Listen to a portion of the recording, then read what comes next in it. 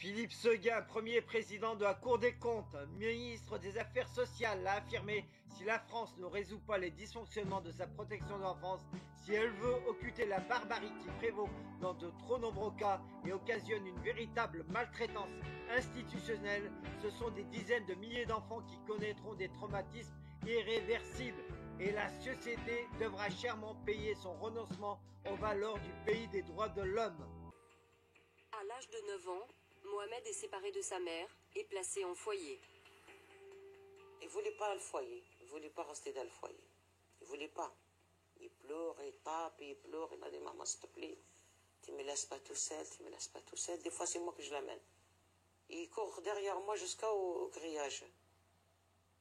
Une fois, lui, il pleure, moi, je pleure.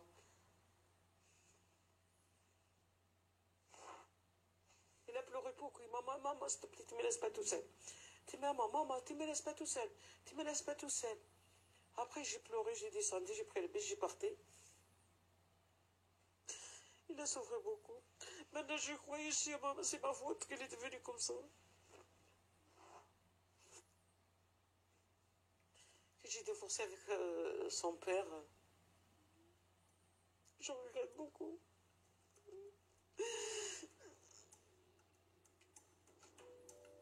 Mohamed grandit, toujours ballotté de foyer en foyer. Au fil des ans, les éducateurs décrivent un jeune homme intelligent et réactif, mais devenu incontrôlable, comme dans ce rapport de 2002. L'adolescent a alors 14 ans. Il injurie, insulte les filles. Chaque jour, nous devons intervenir pour une dégradation, un vol, un conflit, une agression dont Mohamed est l'auteur. Il refuse l'autorité des adultes autant qu'il réclame leur affection. Quant à l'autorité paternelle, elle est pulvérisée. 14 ans, c'est aussi l'âge où Mohamed a ses premiers accès de violence.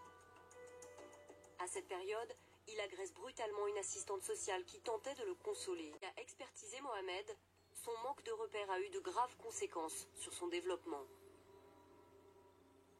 Il lui manque un père présent qui nomme la loi, qui la fait respecter. C'est en pleine campagne corrézienne, à Trégnac, que Saïd et Chérif Kouachi arrivent en 1994. Les deux frères de 12 et 10 ans sont à l'aide sociale à l'enfance les place au centre des monnaies d'hier. À la fondation, on se rappelle de gamins soudés. Pour stopper la pieuvre pédocriminelle composée majoritairement de membres de l'aide sociale à l'enfance et de magistrats, affirmation garantie 1 milliard de %, il faut premièrement imposer la condition sine qua non qu'aucun enfant ne soit privé de ses parents si ceux-ci au préalable n'ont pas été condamnés pénalement pour des actes mis sur leurs enfants. Deuxièmement, que tous les dossiers soient remis à leurs parents. Troisièmement, que toutes les audiences soient rendues publiques et enregistrées. Pour stopper les crimes contre les enfants, demandons les audits externes de l'aide sociale à l'enfance et de tous les dossiers de magistrats impliqués dans des séquestrations illégales qualifiées de placement. Pour faire cela et le plus grand défilé anti-pédo du monde, inscrivez-vous à criminalix@outlook.fr ou au 06 03 94 76 41. La pieuvre pédo sera ainsi démantelée. Merci à vous.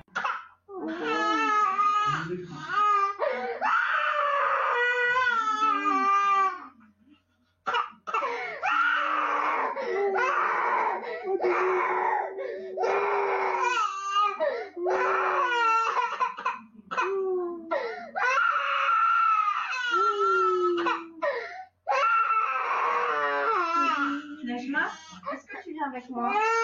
Bah ouais, non, t'as pas envie. Tu dis au revoir à maman? Non, elle veut pas. Papa? Elle veut pas dire au revoir à maman. Elle veut pas partir avec les gens. Elle veut pas partir avec les gens. Non.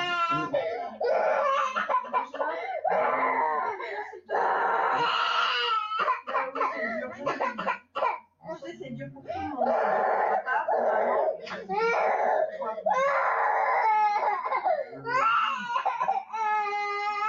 Alors, vous montrez que vous êtes bien. Comment on arrache les enfants. Je suis à côté. Vous aidez pas là. Si, regardez, je fais rien pour la retenir. C'est bien même qu'elle va. C'est bien même. Elle a voulu tout à l'heure, monsieur a voulu apprendre.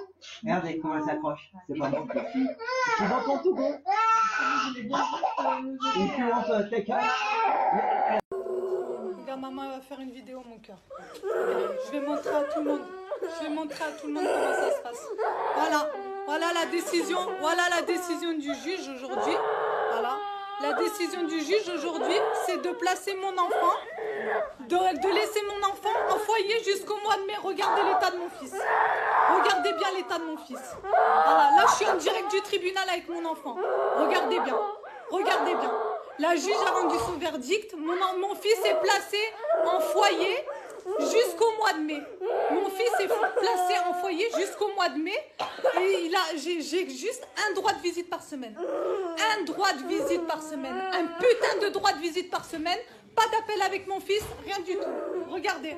Regardez mon fils dans l'état qu'il est. Regardez. Il veut même pas me lâcher. Regardez dans l'état qu'il est. Regardez. Voilà. Et on m'accuse d'être une manipulatrice. Voyez. Voilà. Regardez mon fils. Regardez mon fils. Madame. Voilà. Vous avez vu? Vous voyez un peu la justice française? Regardez bien la justice française.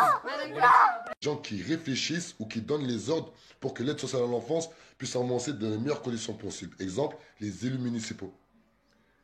Exemple, les élus départementaux. Car en règle générale, l'ASE dépend du département. Il y a des élus départementaux qui ne font pas leur travail. Ils ne dénoncent pas les incohérences ou du moins les dysfonctionnements de l'aide sociale à l'enfance. Et ce n'est pas normal. Exemple, les responsables associatifs qui ont des associations qui ont pour but d'accompagner les personnes placées par l'aide sociale à l'enfance et qui font du business sur de la misère humaine. Car il ne faut pas oublier qu'un enfant en très grande difficulté, exactement ils disent en TGD, un enfant en TGD coûte exactement 1090 € par jour à l'État. Allez vérifier. Vous allez vérifier. Un enfant en TGD, c'est-à-dire en très grande difficulté, coûte exactement 1090 € par jour. Je vous promets, donnez les 1090 € à une maman qui a un enfant à qui elle n'arrive pas à s'en occuper, vous allez voir qu'en un an, elle va très bien s'en occuper.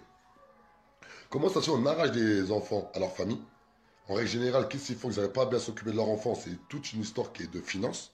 Mais on donne ça à une association, et à cette association-là, on leur donne 1090 € par jour. On avait fait un calcul sur 5 enfants, ça faisait, je crois, 160 000 € par mois. Vous vous rendez compte? Vous avez 5 enfants en TGD de votre association, vous pouvez toucher 160 000 € par mois. Ok, vous avez les charges que vous voulez, mais c'est énorme. C'est une grosse somme. Mais cet argent-là, c'est nous, on la paye avec nos impôts. Bien sûr, je dis vrai, Abdelrahman. Heureusement, je dis vrai. On s'est renseigné. Le monde ne sera pas détruit par ceux qui font le mal, mais par ceux qui les regardent sans rien faire. Albert Einstein. Tous les êtres humains trébuchent un jour sur la vérité. La plupart se relèvent rapidement, secouent leurs vêtements et retournent à leurs préoccupations comme si de rien n'était.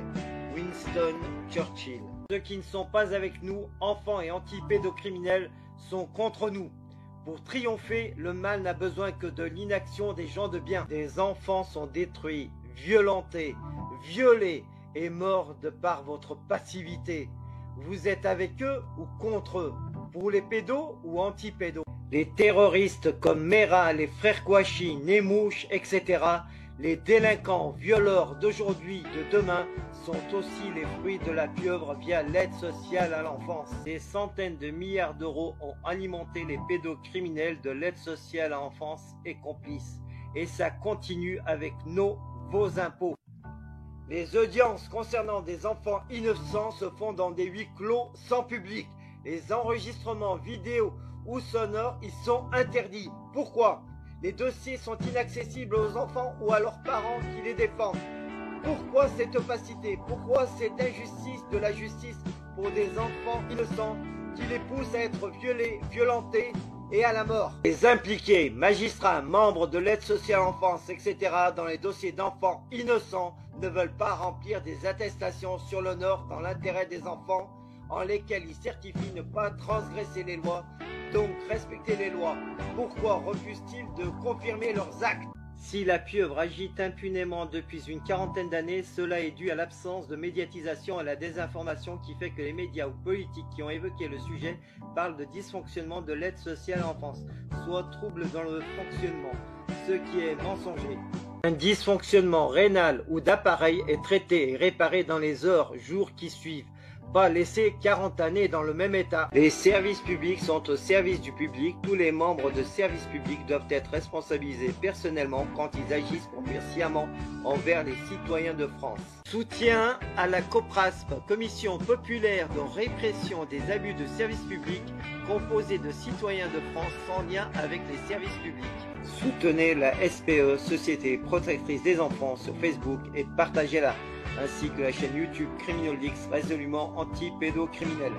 Pour soutenir CriminalLeaks et libérer les enfants victimes de la pieuvre pédocriminelle via ASE, Aide sociale en France, pour combattre la pédocriminalité, je vous invite à faire des dons sur le compte qui suit. Ma chaîne étant bloquée, je vous invite à cliquer sur la cloche et à choisir l'option toutes pour recevoir les notifications des nouvelles vidéos publiées. Merci.